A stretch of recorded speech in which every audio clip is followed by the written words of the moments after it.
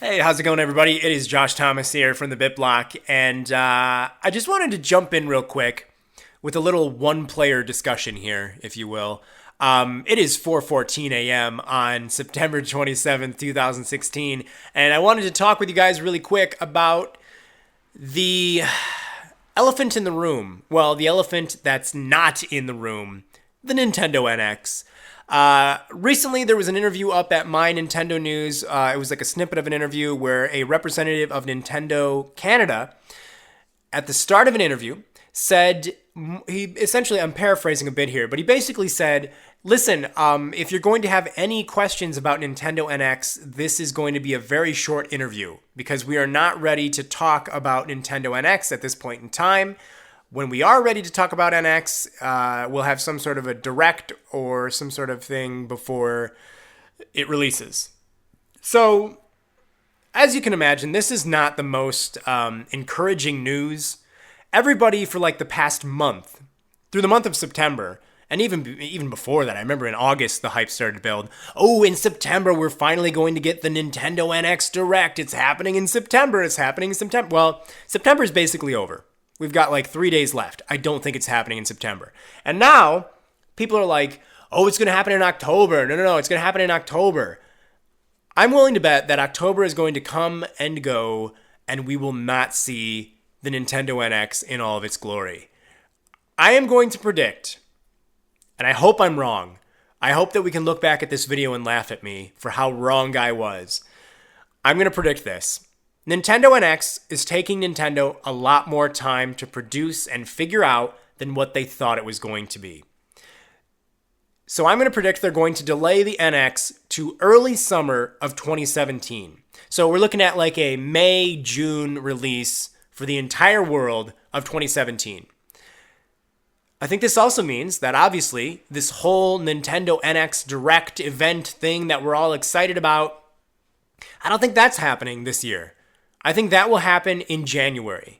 I think at some point this year, Nintendo is going to come out and say, we're preparing the next system, we're preparing the NX, but we're not going to be ready to talk about it until early next year. And early next year, we will have an event, and we'll be doing blah, blah, blah, blah, blah, and they'll give some basic details.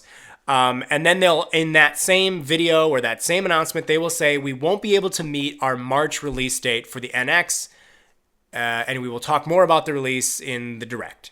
But I think they will announce that it will be talked about next year and that it's going to be delayed this year. They'll talk about that this year. But I don't think they're going to show us the games. I don't think we're going to get that big explosion of excitement that we want anytime this year. I think there's a possibility that they might reveal the controller, might reveal the system, but I don't see us seeing any games this year. So that's a bit disappointing and sad to say. Obviously, I am not a psychic, nor have I traveled to the future, at least not recently. But I don't know. I mean, what do you guys think? If this console, assuming it's a console, let's just call it this game machine. If this game machine is coming out in March of 2017, that's 5 months from now. To show it to us, to market it, to produce it, to get more third-party developers on board with it, it doesn't seem like a lot of time. I know that it's been done in the past. I believe Microsoft showed a console off in June at E3, and then they launched it in November. Nintendo's not so good at selling things. Let's be honest. They've had games that star an adorable little robot that runs around a house being cute, and they couldn't sell that. They've had big, epic, movie-quality, intergalactic space bounty hunter games that they couldn't sell well. So it's not like Nintendo is some sort of genius marketing team all of a sudden. And so I worry that Nintendo, specifically Nintendo of America, I worry they wouldn't be able to market this device properly in 5 months. So that troubles me. I mean, if October, let's put it this way. If October comes and goes and we have not heard anything about the NX from Nintendo really, I think we can pretty much all but confirm that this thing is not happening in March.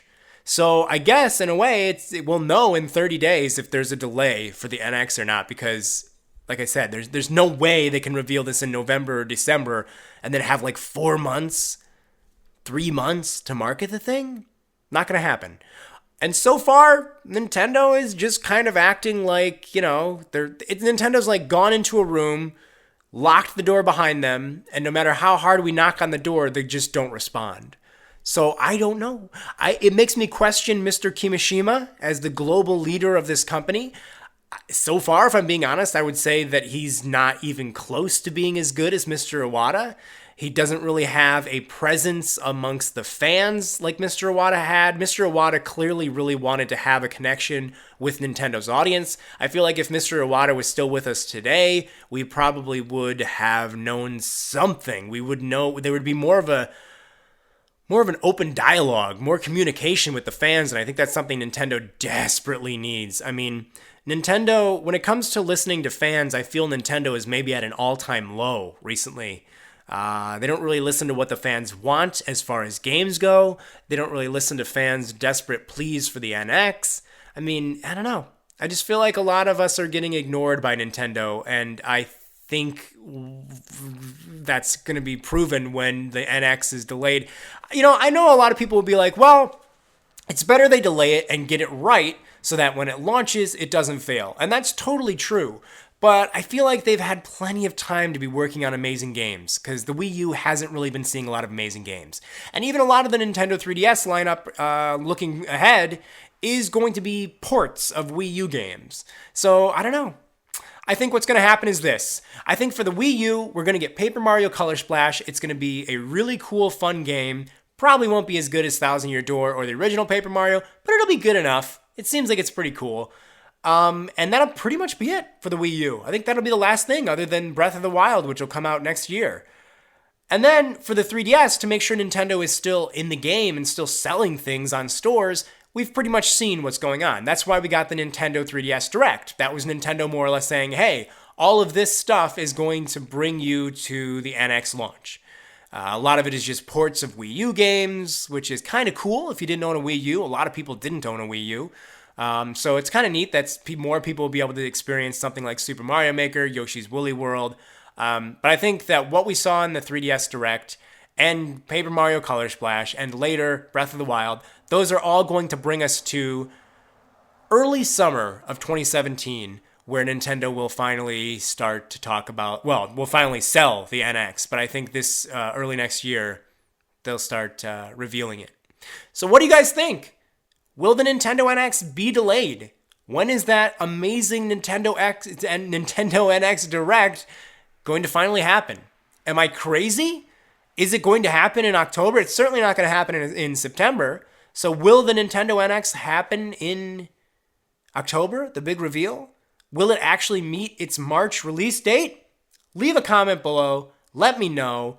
Like I said, it's 4:23 in the morning, so maybe I'm yammering. I just wanted to talk about that. I thought that interview in particular was very kind of disheartening.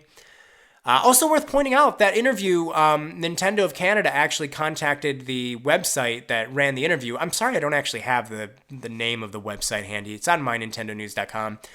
But Nintendo of Canada contacted them and asked for that portion of the interview to be removed, where the NX was discussed. Which is, again, really disheartening. Very confusing. Did they want that to be removed? Because it seems like Nintendo does not want anybody to talk about the NX. And, I want to wind this down here before 10 minutes, but I do want to point this out. We pretty much have it all but confirmed that the NX is going to be a merger of Nintendo's home console and Nintendo's handheld console into one device, into one experience. There's a variety of ways that they could go about doing this. One of them is literally having one machine that will do both things. And we've heard about this whole idea that there's basically a screen and you attach controllers on the side of the screen and then you can unattach them and then reattach them. We've heard about that. That seems like it's a likely thing to happen. But then there's also this possibility that I see where it could actually still be two things. There could be an NX home console and an NX handheld console, and you have to buy them both separately. The trick, though, the key here, the gimmick, is that when you buy Mario Kart NX, it will play in either of those machines. So let's say I have Mario Kart NX and I only have Nintendo NX home console. I can play it fine. And then maybe in a year or whenever, I buy Nintendo NX handheld. I can plop that same game, all of my collection for the home console that I've collected, NX, NX home console, that'll all play on the handheld. So essentially it's two machines. However, it's one game. So this does have benefits. Nintendo's developers only have to make Mario Kart for one machine. They don't have to make Mario Kart 3DS and Mario Kart Wii U like they have in the past. So it does benefit the development, meaning they're free to make more games that way. They can pump out more games and they can work on either console, either machine. This also means that they're able to keep the price relatively low. You see, the idea of having a console and a handheld that is literally one machine, one device that just has controllers that attach and detach from a screen, and then there's a box that acts as the actual, machine for your TV. That's a very expensive idea. I have no idea how they would manage to have a nice, modern, somewhat powerful machine with a nice screen on the controller. I have no idea how they would sell that at an affordable price. That would have to be like $350 minimum. That's not an easy thing to do, especially as some controller device that's a screen that can have other controllers attached to the sides and stuff. You're looking at something really expensive. One of the biggest problems with the Wii U was that it could never come down in price because that dang gamepad that was packed in was always so expensive to make. It's like a $100 controller. Nintendo really you couldn't even go into a store and buy a new gamepad because it was just ridiculous. They knew they couldn't sell a controller on a store shelf for $100. And you'll notice, I could be wrong on this. I should have fact-checked this. I'm pretty sure the Wii U never came down in price. I think if I go to a Walmart or a Target today, the Wii U is still going to be $350. I think what Nintendo tried to do is they tried to pack in more games to make it seem more valuable rather than lowering the price on the system. Because to print a copy of a game doesn't cost Nintendo much. That's probably like $1 between the case, the scrap of manual paper, and the game disc itself. That doesn't cost Nintendo a lot of money. So they can easily pack in more games. In fact, actually, they weren't even doing that. They were just giving you a digital download code. So there you go. They weren't even doing that. So I think Nintendo couldn't lower the price of the Wii U because they would lose money because of the stupid gamepad. So what they tried to do was they said, all right, we'll just add in more games to make it sexier to maybe buy at $350. So what I'm getting at is if the NX is going to be this machine, this game console that will hook up to your TV and also have some sort of controller with a screen or some screen thing that you can attach controllers to, you're gonna be looking at another $350, $400 machine that is gonna have a hell of a time lowering its price as the years go by for the same reasons that the Wii U did. And like I said, didn't really help the Wii U to pack in more games. I think people would really like to see that lower price tag on a store shelf. Then again, if you look at the Wii was so popular, people were happy to spend $350, $450, $500 on eBay. Some people might not remember, but for like the first 2 years of the Wii, it was very hard to find in stores. And people were actually spending twice the amount of the retail price of the system on eBay or on Amazon. People were spending $500 just to get a Wii. So maybe price isn't that important as long as you have something that's really valued. And the Wii was such a huge thing, people would spend that much. So maybe the NX could be such a great idea and have such great games and be such a great thing that people would spend $400 for it. I don't know. But I do know it's probably not a good idea to bank on that. The Wii really was kind of a phenomenon, and to do that again won't be easy. So that's why I was saying, I realized I was going to end this at 10 minutes, but I keep going on. I'm sorry about that. But that's what I was saying earlier about how, maybe it's going to be smarter for Nintendo to say, hey, you know what? Maybe the direction to go with this is to just be able to brag that you can play our NX games on 2 machines at once. You can take it with you on your NX home console, which you would buy separate. See, like if they had Nintendo NX handheld, they could put maybe a $200 price tag on that. If they had Nintendo NX home console, they could put maybe a $250 price tag on that. Together, they'd be like, $450? Nobody would spend that for one console. But if you separate them, it doesn't seem so pricey because you don't need to have both. You can pick which one you want. Hardcore Nintendo fans obviously would probably get both, but I think that would be one way to limit the price tag while at the same time still have a fun little gimmick to where it's all about your games. It's all about how cool the games are that they can be played on the go or in your handheld. Well, on the go or on your TV, I meant to say. I think that would be a smarter direction for Nintendo to go in. It's definitely a less sexy direction because you can't just say, "Oh, it's an all-in-one device." But I don't know. Maybe I'm exaggerating how much money it would cost Nintendo to make a device that was like that. But I don't know. I do not know. I think it's better for them not to try and make this. It's better for them to make this as less like the Wii U as possible. So bundling in a controller that's got a screen and is expensive, probably not a good path to go down again. So at this point, I'm rambling. I apologize. I think this is probably a good place to end it. I guess what I want to get across with this little discussion is a few questions that I am posing to you guys. The first one is, do you think that we will get the Nintendo NX Direct this year? And if so, when do you think it's going to happen? Also, do you think the Nintendo NX will be actually two devices that play the same games? Or do you really think Nintendo will find a way to make an affordable device that is all in one? And it isn't two things. It's Nintendo NX, and it's got a controller with a screen that you can take with you as a handheld, and it's also something you can hook up to your TV. Maybe it's possible to do that. Maybe I'm just totally ignorant. Isn't that what Ouya was? Wasn't Ouya? No, I don't think Ouya was a portable thing. But I know you can hook your phone. My phone can be hooked up to a TV.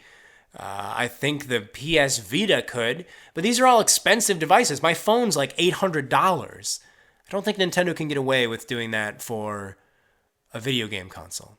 But we'll see. We'll see. All I know is I'm starved for Nintendo NX information. I'm mostly, you know what? When it comes to NX, I really don't care about it being a handheld and a home console in one. I just want a really nice home console. I want a controller that's fun. I'm okay with a gimmick as long as it's better than a big wonky controller with a screen on it. I don't really like that. I didn't really love that with the gamepad. I think creatively that just has no real route to take. You know, I think the gamepad proved to not only be a financial problem, but it also proved to be a creative problem. There weren't really many developers that were inspired by what the gamepad could potentially do. Outside of Nintendo Land and a few others, there's really no great uses of the gamepad. So probably not a good idea to go down that path again, like I said. So yeah, those are the two questions. Is the NX Direct happening this year? And what month? And the other question is, will this really be an all-in-one console? Or will it be two devices that you buy separate? Let me know in the comment section below, everybody. I am really sleepy. And if this video made no sense, I'm just going to blame it on the fact that I was tired.